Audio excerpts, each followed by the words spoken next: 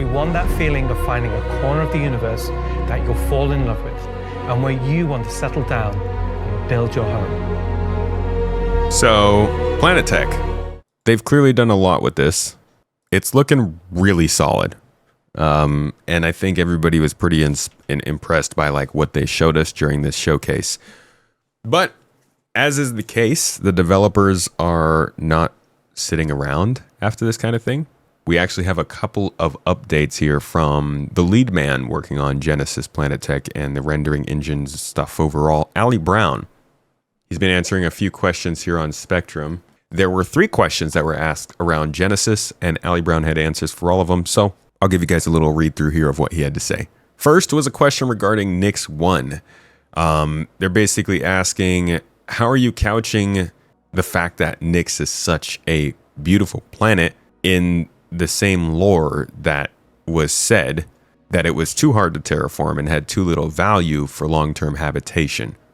Ali Brown answered here by saying, hi, as the graphics director, I can't answer this question on the lore of Nyx, but I can say that we're still developing and testing the tech, and so what you saw of Nyx 1 is potentially subject to change in terms of the final styling and ecosystems. So maybe based off of just that, there is the chance that Nyx 1 is just being used as a test bed and will change at some point, but I kind of doubt it. To introduce this planet as the planet it is and then not have it remain as that in the future, it doesn't necessarily sound unreal to me. It just sounds less likely. But again, I'm sympathetic to the whole lore thing behind Nyx and the reason for Nyx existing because of the lore and all that stuff. I'm actually going to have the Astropub on the Launch Sequence podcast this weekend, and we're going to have a whole talk about it. We're going to talk about Nyx, what it means for the game, how it feels like they're approaching this third system, but also very importantly, the rage over the lore changes and kind of just why it's even important in any way. Star Citizen Live Planet content QA minute 53:29. All right, we can get a little distracted for a cool minute. 53 minutes 29 seconds, man. I appreciate the timestamp for once. Than in years past because of that. Okay. You mentioned Nyx. I'm not going to let you off from that. What can you tell us, if anything, about your work on Nyx? Yeah, we did work on that. Like lots of work. Looks pretty good. It's like we still have to do like one final polish pass on it. But yeah, before server meshing isn't ready. Yeah, it's not us holding that back, I think. Is Nyx being created? Is that too much? No. Is Okay. Nyx being created with the same planet tech tools that the other planets and moons are? Yes. Yeah. Is Nyx a perfectly round thing, or how does it differ? It seems like it would. Delamar, it not might be Nyx. different. Come on, Jared. Go ahead. If you say anything like anybody gets mad at, they'll get mad at me, not you. Are you asking about Delamar? So like Yeah. Nyx is a system, right? Yeah. I'm sorry. I'm speaking of Delamar specifically. Right.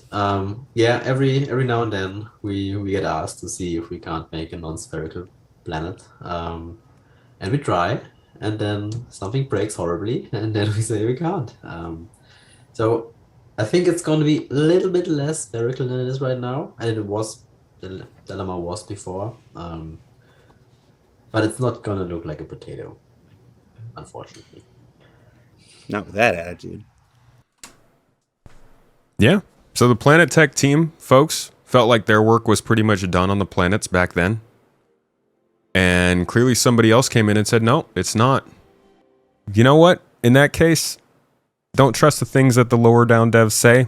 And I do think that's part of why it's kind of a bummer. This is part of why they're doing what they did in 2025, where they don't have Star Citizen Lives, they don't have interviews with these devs, they don't talk about these things more casually with the folks, because then they do say stuff like this, and it leads to annoyance, people being frustrated and pissed off. You're absolutely right. This guy sat on camera and said, we're pretty much done with the planets of Nyx, and now we're sitting here a few years later, And they're clearly still working on Nyx with different tech.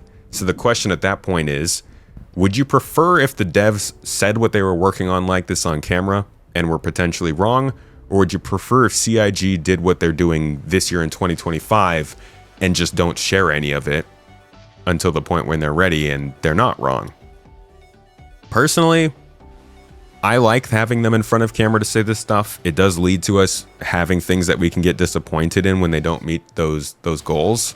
And that takes some caveats to remember that the things can change. But I'm not really going to blame this guy for saying that he did the work on the planets and then a few years later the planets have to get more work done because somebody else in the company decided they want to update the planet tech. That is definitely an annoyance with Star Citizen. Overall, I'll give you that. They say stuff and it changes over time, and that's pretty annoying. But I still don't think that really changes the way that Nyx is being delivered. I don't think not having the planets at 4.4 is going to change the fact that 4.4 has Delamar, Levski, it has the content in space, it has what I would hope would be the differing minerals and the reasons to go to a star system, and a different experience from the landing zone. Let's continue on with these Ali Brown updates. I want to get to this so we can get cooking in the other room, folks.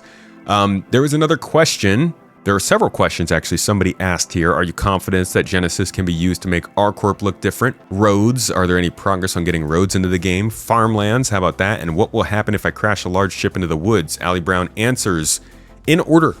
Honestly, no.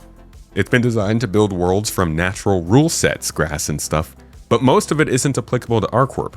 However, some of the foundational tech of Genesis might allow future improvements to R-Corp because under the hood, it allows for more complex rule sets driven and efficient spawning of objects at multiple scales on a regular grid. So like city block generation could fit well, but would need extra work. So R-Corp is, guys, I think it's going to be a ways off an R-Corp update. Likely why they decided to remove the municipal works from there, and honestly, it's not sounding great. I thought R-Corp would get an update much sooner than it sounds like they're planning on. I think it's going to be years, though, from what it sounds like they're saying here. Ali's next answer to the question about roads is that not yet. Genesis is the Planet Tech feature in development. It's the only Planet Tech feature in development. After that, it's up to Chris, but my gut is more varied weather may trump roads. Interesting that Ali thinks that. I wonder what weather they would go for. Obviously, they're working on rain and thunderstorms, but maybe they're talking about dust storms and stuff like that. Third answer. We've never been asked about farmlands once, actually. Often we have to scour the corners of Earth for references to get away from farming. It's something I'll have to ask the creative director, though, so probably not in any way considered. Fourth answer. If nobody sees you crash, then it really happened. For a more useful answer, currently the answer is no, because ships crashing doesn't really modify much. But what we'd love in the future is for terrain modifiers to be spawned by the impact, which would remove the trees and adjust the terrain. People have asked about this. Will ships take out trees when they crash land? Right now, no. But he's at least saying that they'd love to in the future. That's not a guarantee it will happen, but possible. This would be visible from quite a far way out with Genesis. Such terrain modifiers already exist, but they aren't currently created dynamically as there's a lot of performances and network considerations to address first. So they could deform the ground and take out trees. It's just not quite working that way in the game yet. That's really interesting. I didn't really think we'd have destructible trees in this game, to be honest. All right, the final premise, or the final place where Ali Brown was put to the test with some questions, asked several different things. Talking about accumulinopolises like R-Corp, if planets are modeled by data, with agriculture and city combined or included, is it able to handle more exotic scenarios, like Saturn's moon Titan has a rocky core, crust of ice, and subsurface layer of ammonia-rich liquid water? Does the new rock scattering algorithm model glaciers? What is the engine modeling behind the scenes? Okay, all of this gets largely answered by Ali in one long answer. Let me get into it. He says, hi. Parameus's reply is broadly correct. Genesis models natural rules at a fine scale, such as deciding which plants will grow where and how rocks are distributed based on large-scale geological data sets, and then it allows the results to be viewed from orbit. But the actual source of data is largely up to the artists to decide, and although they may use simulation and procedural tools to aid this, they can still basically draw continents wherever they please and pick the temperature at any specific location. I would love for somebody to do this for me on Civ. Love a good civilization map, you know? Vegetation uses rules based on soil quality, temperature, humidity, light availability, competition, reproductive rate, and more. It's kind of insane. All of that just to model a tree or a plant in a space sim is f***ing crazy. But anyways, lower quality soil or cool temperatures are likely factors of fewer trees, saying that trees will dominate if the conditions are correct. Also, we pick per planet which species are available, so each planet will have unique combination. For the rocks being scattered, the artists generate rock aggregate size maps, geology type maps, and soil depth maps. The offline simulations for these use erosion and weathering to determine how the rocks and soil are broke down and transported.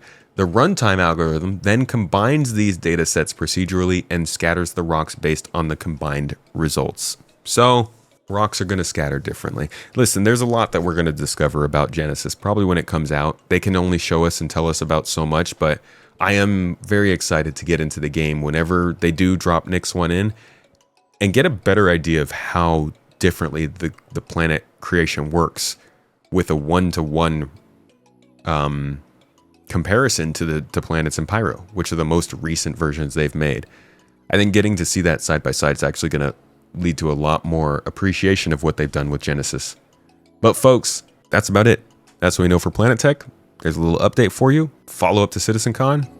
Hope you enjoyed.